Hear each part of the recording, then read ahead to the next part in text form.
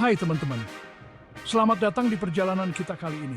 Kali ini kita akan menjelajahi Tuban, sebuah kota di pesisir pantai Jawa Timur yang punya cerita seru banget dalam sejarah Indonesia. Tuban bukan hanya sekadar kota biasa, tapi juga saksi bisu dari berbagai peristiwa penting yang membentuk sejarah Nusantara. Perjalanan Tuban tuh kayak ombak, naik turun. Ada masa kejayaan kerajaan, perdagangan yang ramai, dan semangat penduduknya yang luar biasa. Dari masa ke masa, Tuban selalu berhasil mempertahankan identitasnya sebagai kota maritim yang kuat. Dari zaman dulu sebagai pelabuhan penting Kerajaan Majapahit sampai sekarang jadi pusat industri dan budaya, kisah Tuban selalu menarik untuk disimak. Kota ini telah melalui berbagai transformasi, namun tetap mempertahankan warisan budayanya yang kaya. Yuk kita telusuri sejarah dan warisan budaya Tuban. Dari pusat maritim yang kuat hingga kota yang hidup di mana tradisi kuno bertemu dengan semangat masa kini. Di sini, kita bisa melihat bagaimana Tuban berhasil menggabungkan masa lalu dan masa kini dalam harmoni yang indah. Letak Tuban yang strategis di pantai utara Jawa menjadikannya gerbang perdagangan yang penting pada masa Kerajaan Majapahit. Posisi ini memungkinkan Tuban untuk menjadi pusat aktivitas maritim yang sibuk. Pelabuhannya selalu ramai dengan kapal-kapal dari seluruh penjuru Nusantara dan bahkan dari luar negeri, membawa rempah-rempah, kain, keramik, dan barang-barang berharga lainnya. Setiap hari, pelabuhan ini menjadi saksi bisu dari pertukaran budaya dan ekonomi yang dinamis. Peran Tuban sebagai pusat perdagangan utama membawa kekayaan dan kemakmuran bagi wilayah tersebut, meningkatkan pengaruhnya dalam jaringan luas Kerajaan Majapahit. Kekayaan ini tidak hanya dalam bentuk materi, tetapi juga dalam bentuk pengetahuan dan budaya yang dibawa oleh para pedagang dari berbagai belahan dunia. Kehebatan maritim Tuban gak cuma soal perdagangan. Kota ini juga dikenal karena kontribusinya dalam bidang militer. Tuban juga punya peran penting dalam Angkatan Laut Majapahit, menyediakan kapal dan pelaut terampil untuk melindungi kepentingan maritim kerajaan yang luas. Para pelaut dari Tuban dikenal karena keberanian dan keahlian mereka dalam navigasi dan pertempuran laut.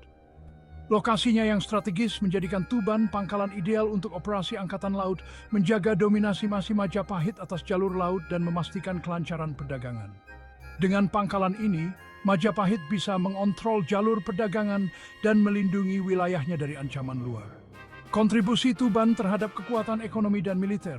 Kerajaan Majapahit semakin memperkuat reputasinya sebagai kota yang berpengaruh di Nusantara. Hingga kini warisan maritim dan semangat juang penduduk Tuban tetap hidup dan menjadi inspirasi bagi generasi berikutnya. Jejak-jejak masa lalu Tuban yang kaya terukir di setiap sudut kotanya. Dari jalan-jalan tua hingga bangunan bersejarah yang masih berdiri kokoh. Setiap sudut kota ini membisikkan kisah-kisah masa kejayaan agama Hindu dan Buddha di wilayah tersebut. Mengingatkan kita pada masa ketika Tuban menjadi pusat spiritual dan budaya. Candi-candi kuno dan situs bersejarah berdiri sebagai saksi bisu warisan spiritual dan budaya Tuban. Menampilkan kemegahan arsitektur dan seni dari masa lampau yang masih bisa kita nikmati hingga hari ini. Menampilkan kemegahan arsitektur dan seni dari masa lampau, candi-candi ini tidak hanya menjadi tempat ibadah, tetapi juga pusat kegiatan sosial dan budaya. Harta karun sejarah ini memberikan kita gambaran tentang masa lalu Tuban sebelum Islam, menawarkan wawasan berharga tentang kepercayaan dan praktik yang membentuk identitas awal kota ini. Praktik-praktik keagamaan dan ritual-ritual kuno yang dilakukan di tempat-tempat ini memberikan kita pemahaman yang lebih dalam tentang kehidupan spiritual masyarakat Tuban pada masa itu. Salah satu mahakarya arsitektur tersebut adalah Candi Rongsek yang berdiri megah sebagai bukti warisan Hindu di Tuban. Bukti warisan Hindu di Tuban, Candi Rongsek dibangun pada abad ke-13.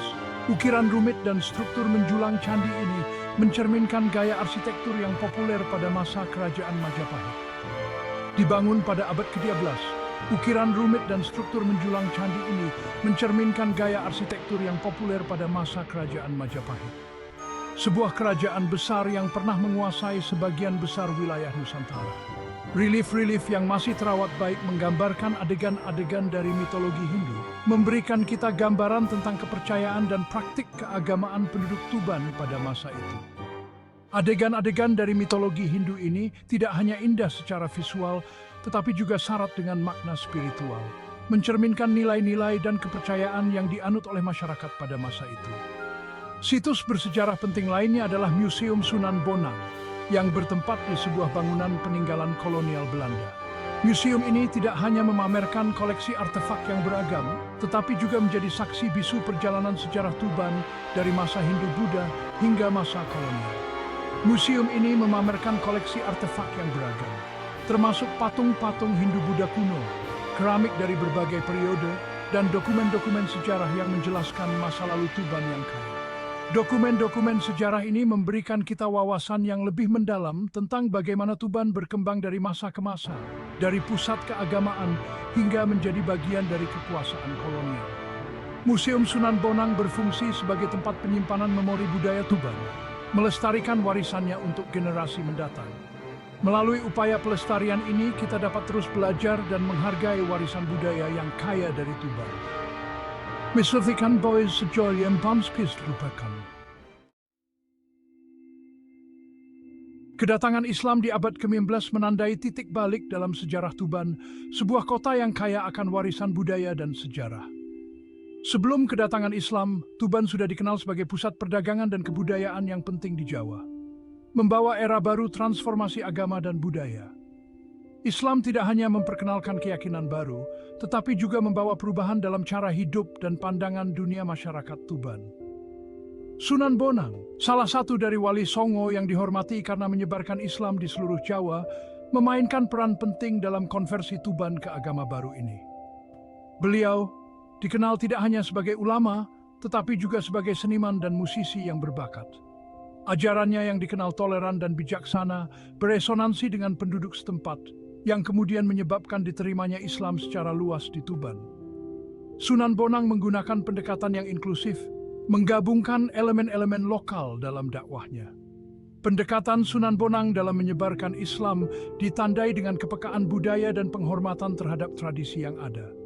Beliau sering menggunakan seni dan musik sebagai media untuk menyampaikan pesan-pesan keagamaan. Beliau memasukkan unsur-unsur budaya dan musik Jawa ke dalam ajarannya, membuat pesan Islam lebih mudah diakses dan dipahami oleh penduduk setempat. Gamelan dan wayang kulit sering digunakan dalam dakwahnya, menjadikan ajaran Islam lebih menarik dan relevan bagi masyarakat. Warisannya masih sangat terasa di Tuban hingga saat ini, di mana beliau dihormati sebagai pembimbing spiritual dan ajarannya terus menginspirasi banyak generasi. Setiap tahun banyak peziarah datang ke makam Sunan Bonang untuk berdoa dan mencari berkah. Penyebaran Islam membawa perubahan signifikan pada lanskap agama dan sosial Tuban. Masjid-masjid mulai dibangun menjadi pusat kegiatan keagamaan dan sosial. Masjid-masjid dibangun menggantikan atau hidup berdampingan dengan candi-candi Hindu dan Buddha, melambangkan perubahan demografi agama di kota tersebut. Ini mencerminkan bagaimana Tuban menjadi tempat di mana berbagai keyakinan dapat hidup berdampingan secara harmonis. Tradisi dan praktik Islam terjalin dengan budaya yang ada, membentuk identitas unik Tuban sebagai kota di mana keyakinan kuno hidup berdampingan secara harmonis dengan ajaran Islam. Festival-festival budaya dan keagamaan di Tuban seringkali mencerminkan perpaduan ini, menunjukkan bagaimana warisan Sunan Bonang terus hidup dalam kehidupan sehari-hari masyarakat Tuban. Lokasi strategis dan potensi ekonomi Tuban tidak luput dari perhatian kekuatan kolonial Eropa. Pada abad ke-19, perusahaan Hindia Timur Belanda menancapkan kukunya di Jawa, tertarik dengan perdagangan rempah-rempah yang menguntungkan dan ingin menguasai pelabuhan-pelabuhan penting. Tuban dengan pelabuhannya yang ramai dan akses ke lahan pertanian yang subur menjadi incaran VOC dalam mengejar dominasi ekonomi. Kedatangan VOC mengantarkan periode perubahan signifikan dalam sejarah Tuban. Belanda berusaha mengontrol sumber daya dan perdagangan di wilayah tersebut, menerapkan pajak dan peraturan yang seringkali menguntungkan mereka dengan mengorbankan penduduk setempat. Meskipun menghadapi perlawanan dari penguasa dan masyarakat lokal, VOC secara bertahap menguasai Tuban, mengintegrasikan kota tersebut ke dalam administrasi kolonial Belanda. Periode kolonial Belanda menyaksikan pembangunan infrastruktur baru, termasuk jalan, jembatan, dan gedung administrasi. Seiring upaya VOC untuk memperkuat cengkeramannya di wilayah tersebut. Namun, pembangunan ini seringkali harus dibayar mahal. karena masyarakat setempat dipaksa bekerja paksa dan kebijakan ekonomi yang eksploitatif. Pengalaman Tuban di bawah pemerintahan Belanda menyoroti sifat kompleks dan eksploitatif dari penjajahan, meninggalkan dampak yang langgeng pada lanskap sosial ekonomi dan politik kota ini.